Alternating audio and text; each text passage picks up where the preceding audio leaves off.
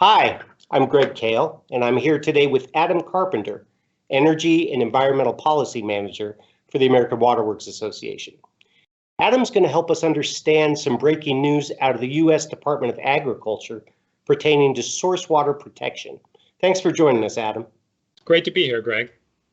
Adam, so USDA just announced that up to $225 million will be available for conservation partners through the agency's Regional Conservation Partnership Program. Can you help us understand what that means to utilities that are trying to protect their drinking water sources?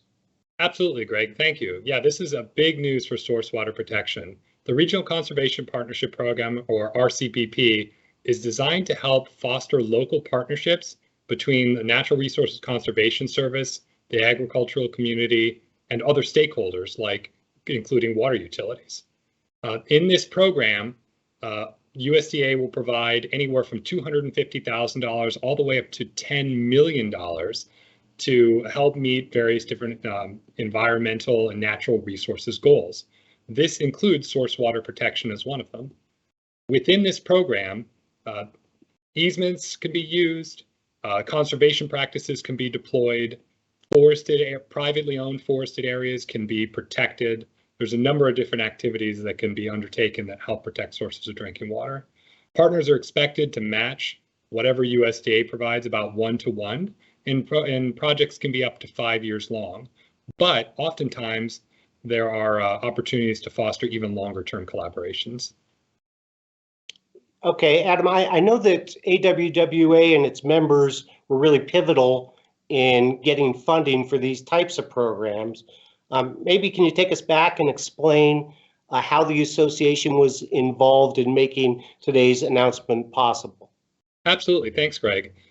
Back in 2016, we saw that the 2018 Farm Bill was coming up and that there was an opportunity to help expand the scope of what these conservation programs were seeking to do.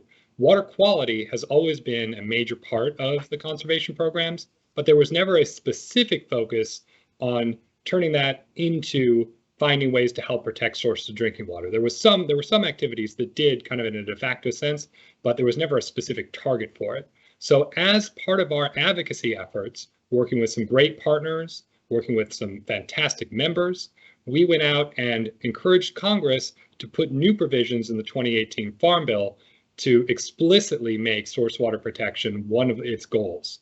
And so now source water protection is one of the goals of the program.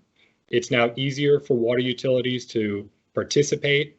It's easier for higher percentages of the cost to be paid for by NRCS for measures that protect sources of drinking water. And up to 10% of the spending across the major programs is now used to help protect sources of drinking water. So that's a lot of money, and it's a great way to help protect the landscape upstream or within the aquifer for many water utilities. Well, maybe it'd be helpful if you could give us a real-life example of the program at work. Can you talk to us about maybe a community that's used this kind of funding to protect their drinking water? Yeah, thanks, Greg. There have been actually quite a few that have popped up over the last couple of years. There have been some great partnerships in Arkansas, in Iowa, in Kansas, and elsewhere. But there's one that's a really new and innovative project that I'd like to highlight specifically, and that's the Sebago Clean Waters program in Maine.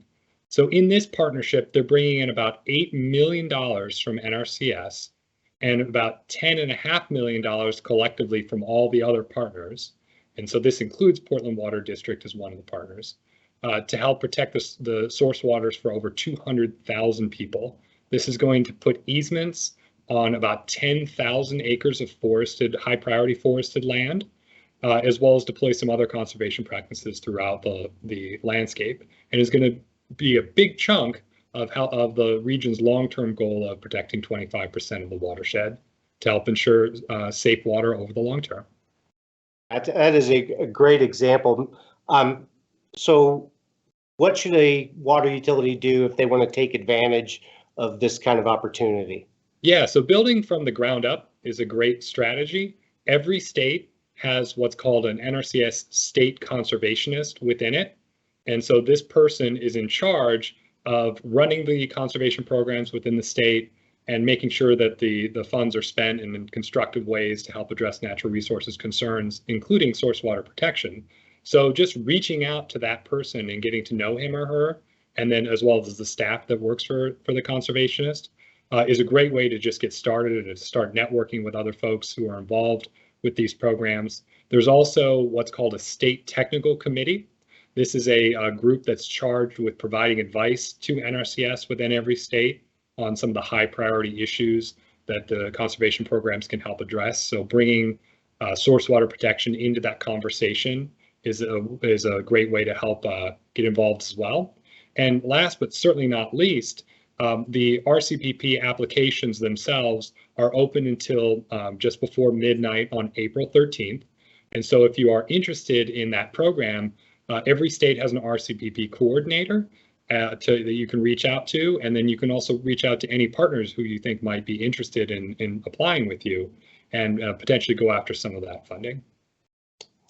Thanks. Really good information. I imagine that these are going to be conversations being had at AWWA's Sustainable Water Management Conference in March, and certainly at ACE 22 in San Antonio. So thanks very much for being with us today, and we look forward to hearing more in the future. Awesome. Yeah, I hope to see everybody at those events.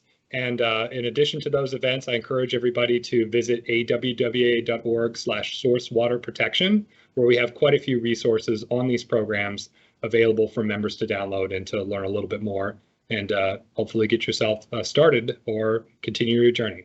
Thank you. Thank you, Adam.